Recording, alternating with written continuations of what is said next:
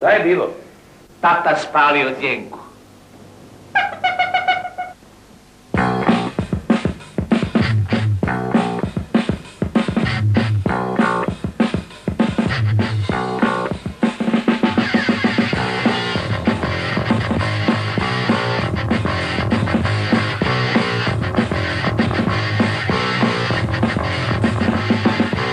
Vadio si eksere. Pokvarilac je kolica, pa si besa.